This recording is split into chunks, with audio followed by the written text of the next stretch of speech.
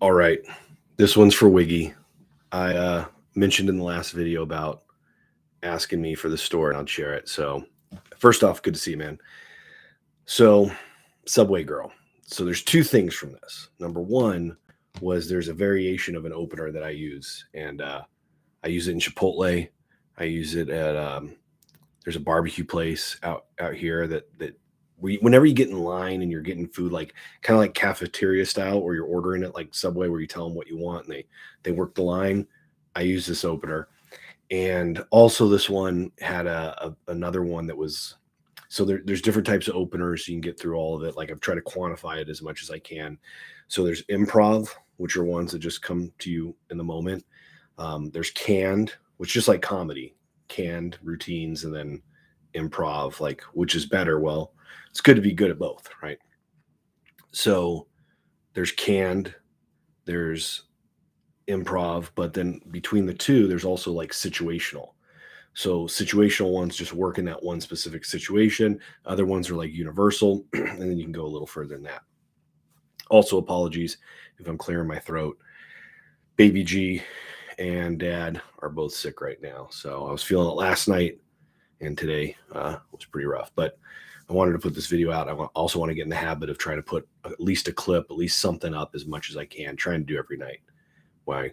When I'm not teaching, which I'm not doing class. Normally I teach class, martial arts class tonight, but because I'm sick, I didn't do it. Anyways, back to the material, the opener. So I was at this Subway before, and I noticed like there's like the glass sneeze tray or guard, and over on the left there was a sticker, and it said, and this is when I lived in LA, and this is obviously years ago, and it said, follow us on Twitter, and it said something like Subway SoCal number 39. And I just thought that was weird, that like, first off, it's weird to follow Subway, like their Twitter account. That's just weird in general. Second off, it's very weird to like follow this specific Subway, like this one store. So I'd already thought about a few things from that. Like I was like, oh, I wonder what they tweet. Like they're like, oh, Rick just got done making the bread, or oh man, we just sliced a whole bunch of turkey, or like, oh, those bathrooms are spotless. I was like, what? So my mind was already going there. So Twitter, I think, was fairly like when I first the Facebook stalker opener, that was originally the MySpace stalker opener, and that turned into the Facebook. So like Twitter was out, but it wasn't nearly what it is now. So I would ask people if they had a Twitter, and a lot of times people hadn't had one yet, hadn't created one. So, anyways, I guess they're trying to get in on the action. So I thought that was weird, and so this kind of helps build up to the story. So, anyways, woke up. I think I was hungover. I used to have this like gray hoodie. I threw it on. My hair's messed up, and I put on like my slip-on shoes. I didn't have socks. I walked like a block down the road, and I lived on the edge of like K-Town, like downtown Koreatown, like right on that. And I didn't have any food in my house. So I was like, fuck, if I don't get something right now. And I hated having to drive and go anywhere. So I was like, oh, if I could just walk and grab this right now, if I hurry up, I can get there and beat the rush. And so I got there like right when lunch break was starting. It's like 12:03, 12:04, and people were already starting to come down and get in line. So I walk in, get in line. The place is starting to get busy. There was already people sitting down at all the tables, and like all those tables were basically full. The line had several people in it. And then by the time this all was done, like the line was like wrapped around to the door. So I got in there like at perfect timing. Anyways, I hate going out like without getting ready, without having my hair done, like not brushing my teeth. Like I hate that feeling. So I was even more proud of this. And it was another example of like stepping out of your comfort zone. So walk in, get in line, and the next person who walks into the store to get in line is the girl. I mentioned we were on the edge of Koreatown. She was like smoking hot, Asian chick. Walked in, got in line behind me. As she got in, I could see like every guy looking at her as she walked in, like every guy from the table. Everyone looked up, checked her out, guys eating sandwiches, like looking. No one says anything. So I'm like, all right, I got to show these suckers how it's done. And she's behind me. And as I start looping around, there's like the glass sneeze guard with the Twitter sticker. And so I just kind of lean over my shoulder to her and I go, hey, I go, are you on Twitter? And she kind of like taken off guard a little bit. She's like, no, not yet. I was thinking about setting one up, but I don't know what I would tweet. And which is funny now. And I was like, oh, I don't know about you though. I go, she goes, do you have one? And I go, yeah. I go, but I don't know about you. But like when I go home, I reach over and tap the glass and I go, I'm gonna follow this Subway store as soon as I get home. And then she looks at it kind of perplexed and she's like, wait, why would you follow this store? And I was like, I don't know. I just saw the sticker a second ago. It was making me, I was like, wondering what they tweet. And then I ran through all those jokes I just said, like, oh, slicing the meat, cleaning the bathroom, making the bread. So she kind of chuckles. So then this is the other opener I usually use for those kind of spots. But now I turned it into like something cocky funny because I'd already opened. So, anyways, it's my turn to order. And I look over my shoulder and I go, don't copy me. And then I go back to like looking at the person making my sandwich. So I do that all the time. I still do that, just messing around with people. You're in line at Chipotle. I'm getting ready to order. I turn and look. Obviously, it works better if it's a girl, but I've even done that to just random people. I'm like, hey, don't copy me. And then I start ordering and I don't even look back. I just kind of throw and go. It's funny to me. So, anyways, like I haven't eaten fucking Subway in years, but I still like remember, especially all those years ago when I thought I was like being healthy by getting a sandwich there. And I was like, oh, oatmeal wheat, whatever that honey wheat bread, um, toasted, uh, don't do lettuce, do spinach, light mayo, and then I get grilled chicken. And those chicken breasts are horrible. But anyways, at the time, like I said, thought it was healthy. And as I'm ordering, I then take a step to the side and they go, oh, what can we help you with? So then she goes to order and she goes honey oat, toasted or grilled chicken, spinach, not lettuce, toasted. And she says like the first thing, the bread, and I kind of turn and look at her. And then the second thing that she does, the chicken, I look at her again. I go, hey, I told you not to copy me. And then I order my other thing. I don't know, black olives or cucumbers, oil, vinegar, whatever it was, salt and pepper. And then she starts ordering almost the same stuff again. And I turn and look and I go, wait, I told you not to copy me. And there's a light I see right here on the camera. I'm going to figure out what that is later. Anyways, I go, I told you not to copy me. And she goes, I'm not, but you're ordering the same thing I order. And then at the very end, maybe it was the cucumbers or something. She didn't get that. So there was like one thing different between us. So she was like, oh, I thought you were copying. I thought I was getting freaked out because you were ordering mine. And we both laughed. And I was like, wow, you're actually pretty cool. You have like a good energy. Like you seem like a cool person. She's like, oh, thanks. I go, what do you do around here? She goes, oh, I work across the street, blah, blah. So I'm doing this real quick. And I know like we're ordering the food, we're moving in line.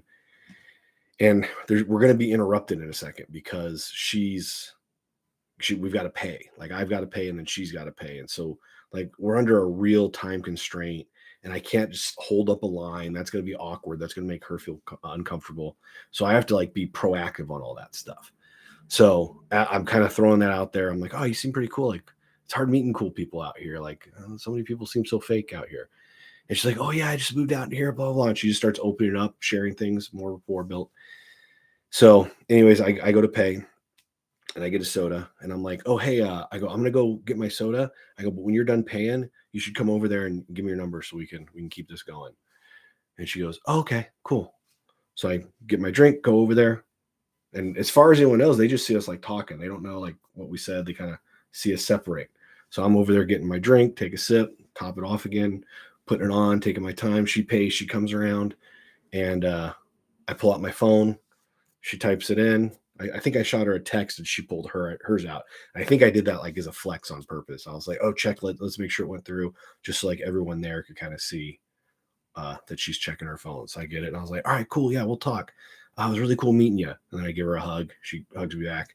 And then I go, all right, we'll talk later today, like when you're off. And then she goes, she told me she also had to hurry up and get back to the office. So even that, I'm taking that into consideration and I'm again being proactive. So any of those things that could come up, like her saying she has to go, or oh, I don't have time for this, like any of that stuff, I've already handled it. I'm already 2 steps ahead of it. So it doesn't even come up and cause a break in our energy flow in our conversation. So anyways, I think I get my straw, put it in, take a sip, and I turn and I look and like all the guys are sitting there looking at me. And I just go, which is the Bravo pose. And I turn around and walk out. Now, I think we texted, and I think that's when there was another girl that I was out there that I was really serious. I started getting really serious with. And I think this was right before that, or this was maybe it was right before I moved back to Arizona. So we talked, nothing came of it really. So all good.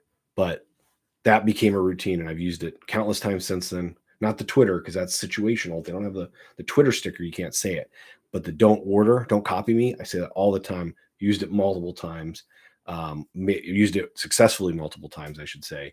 And then by the time I'm paying, get the phone number, and have gone out on dates since then. So yeah, that was a fun one. Just it's fun in that moment. And like again, like I said, it's a flex and you're trying to show off.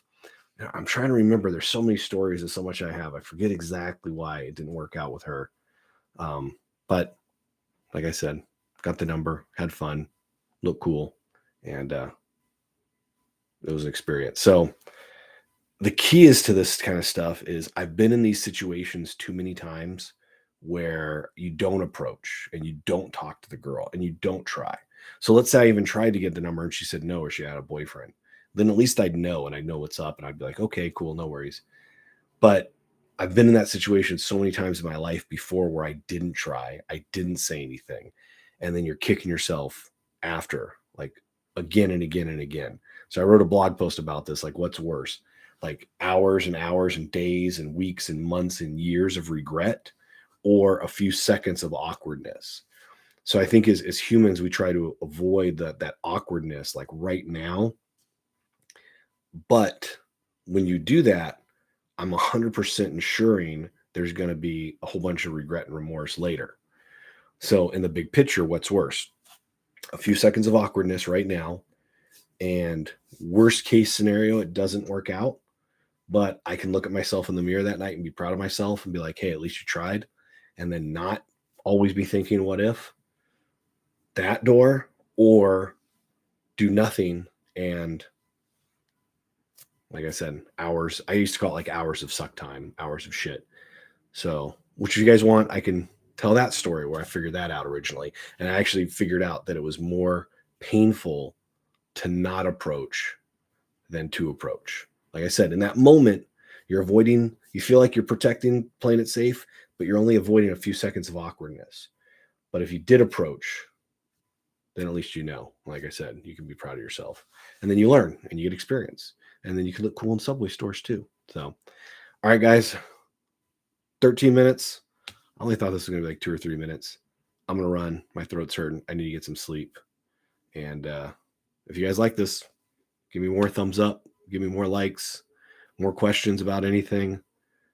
Even if you don't have them, I'll post some more because I have a whole list of stuff. But if you guys want, like right now, when this is starting out, there's a good chance you can get your question answered in a day or two. So if you got them, shoot them. Later, guys.